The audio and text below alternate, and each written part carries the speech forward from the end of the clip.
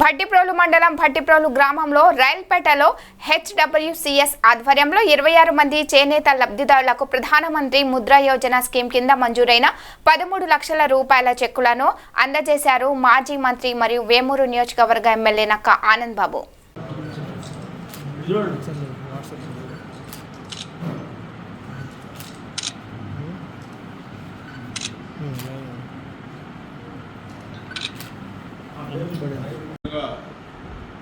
ఈ రుణాల మంజూరు విషయంలో ప్రత్యేక శ్రద్ధ తీసుకున్నటువంటి భట్టిప్రోలు బ్రాంచ్ మేనేజర్ అరుణ్ గారు, డిఓ వెంకటరావు గారు, భట్టు మల్లికార్జున గారు, ఇతర పెద్దలు ఈ లోన్లు తీసుకున్నటువంటి లబ్ధిదారులు, పాత్రికేయ మిత్రులందరూ కూడా హృదయపూర్వక నమస్కారం. లోన్లు అని చెప్పారు. ఇప్పటికిప్పుడు శాంక్షన్ చేసి లబ్ధిదారులు మేము ఎంపిక చేసేది కాదు. మా ప్రభుత్వం అధికారంలోకి వచ్చి 6 నెలలు అయింది. అధికారం రాజకీయాలు ఏ విధంగా ఉన్నా కూడా సంవత్సరంన్నర క్రితం మీరు సెలెక్ట్ అయి ఉన్నారు కాబట్టి మీరు నిరుత్సాహపడకూడదనే ఉద్దేశంతో ఇటీవల మీ అధికారులు నా దగ్గరికి వచ్చినప్పుడు పీడీసీసీ బ్యాంకు CEO గారితో నేను మాట్లాడి వాళ్ళు ఎదురు చూస్తూ ఉన్నారమ్మా లబ్ధిదారులు, త్వరగా వాళ్ళకి రిలీజ్ చేయండి అని చెప్పిన వెంటనే వాళ్ళు ఈ నిర్ణయం తీసుకొని రిలీజ్ చేయడం జరిగింది.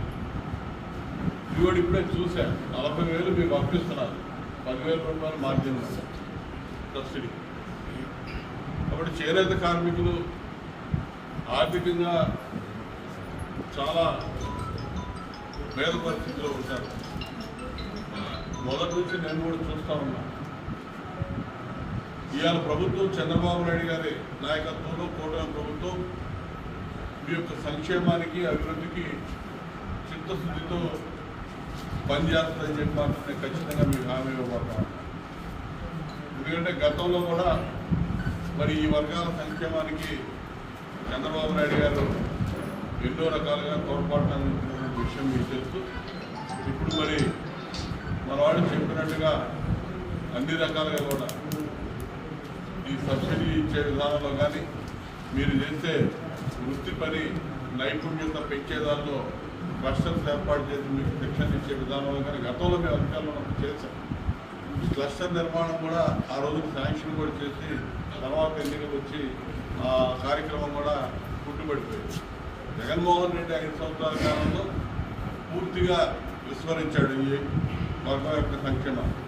ఇవాళ ఖచ్చితంగా కట్టుబడి పనిచేస్తామని చెప్పి మీ పూర్తి సహాయ సహకారాలు చంద్రబాబు నాయుడు గారి నేతృత్వంలో కూటమి ప్రభుత్వం ఉంటుంది. నేను ముఖ్యంగా మరి మీకు అర్థసుఖాలు చేసినటువంటి వ్యక్తిగా 3 సార్లు మీ అందరూ ఆదరాభిమానాలతో ఎమ్మెల్యేగా ఎన్నికైనటువంటి వ్యక్తిగా ఖచ్చితంగా మీకు ఏ అంశం ఉన్నా, మీకు ఏ కష్టాలు వచ్చినా కూడా మీతో పాటు నేను కూడా పాలు పంచుకొని మీ కష్టాల నుంచి గట్టెక్కిస్తాను. ఖచ్చితంగా మీకు అండగా ఉంటానని చెప్పి ఈ సందర్భంగా తెలియజేస్తూ, ఇది దీని గురించి పెద్దగా ఆలోచించాల్సిన అవసరం లేదు. ఇది 26 మందికి ఒక సొసైటీకి వచ్చినటువంటి రుణాలు. రాబోయే రోజుల్లో విస్తృతంగా ఈ కార్యక్రమాలు తీసుకెళ్తాం. అందరికీ